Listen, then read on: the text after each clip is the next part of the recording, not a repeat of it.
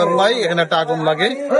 আমাদের Baridhara fire station থেকে 2 minute ঘটনাস্থলে রওনা দেয় এবং 10 মিনিটের ভিতরেই আমাদের ঘটনাস্থলে এসে পৌঁছে থাকে 6তলা ভবন, নিচতলায় হইল হাটের দোকান, 2তলায় হইল একটা বিউটি পার্লারের দোকান এবং 3তলা থেকে 6তলা পর্যন্ত আবাসিক ভবন।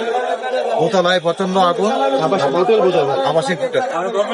2তলায় আপনার প্রচন্ড আগুন এবং প্রচন্ড ধোঁয়া। সাথে সাথে আমাদের 2 মিনিট কাজ শুরু করে এবং তাকে সাহায্য করার জন্য আমরা তেজগাঁও থেকে 2 মিনিট ঘটনাস্থলে পাঠাই।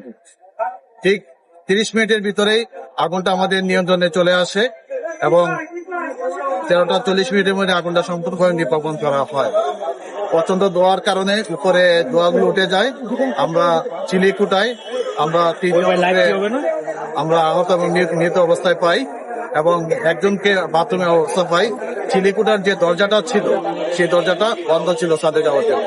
অর্থাৎ প্রচন্ড ধোঁয়ার কারণে এই আবাসিক হোটেলের ভিতরে যারা ছিল তারা বাঁচার জন্য উপরের দিকে উঠে গেছে, কিন্তু উপরে উঠে গিয়ে যখন দেখছে যে ছাদের যে দরজাটা বন্ধ অবস্থায় আছে, যার কারণে তারা আর বের হইতে পারে নাই, যার কারণে সাবমার্শনের কারণে ধোয়ার কারণে লোকগুলো মারা যায়। 4জনকে মৃত অবস্থায় উদ্ধার করি এবং পুলিশের কাছে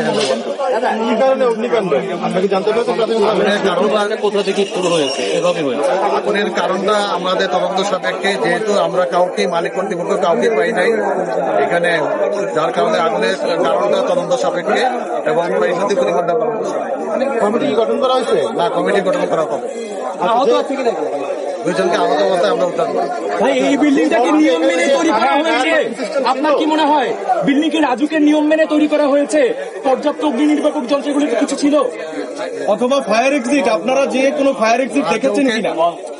রাজুকের নিয়ম মাফিক বিল্ডিংটা তৈরি করা হয় না, আর এই বিল্ডিং এ কোনো ফায়ার সেফটি প্ল্যানও ছিল না এবং ফায়ার সেফটি ব্যবস্থাও ছিল না এবং সিঁড়িগুলো ছিল সরু।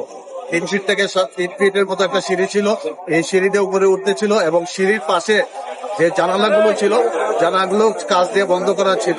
যদি কাজটা বন্ধ না করা থাকতো তাহলে কিন্তু ধোঁয়াগুলো বেড়ে চলে আসতে পারতো, নাহলে এই লোকগুলো বাঁচতে পারতো। আমরা শুনতে পেলাম রুমাই তিনি বললেন যে 2তলা বিউটি পার্লারে হচ্ছে আমরা এসির কাজ করছিল, আমরা ঘটনা শুনলাম, এটা কতটুকু সত্যি? এটা আমরা এখনো আমরা দেখছি যে কাউকে পাওয়া যায় নাই, অর্থাৎ আগুন লাগার পর কাউকে পাওয়া যায় নাই এবং কোথায় কাজ করতেছিল তাও দেখা যায় নাই এবং সরেজমিনে আমরা দেখছি যে কাউকে দেখা যায় নাই।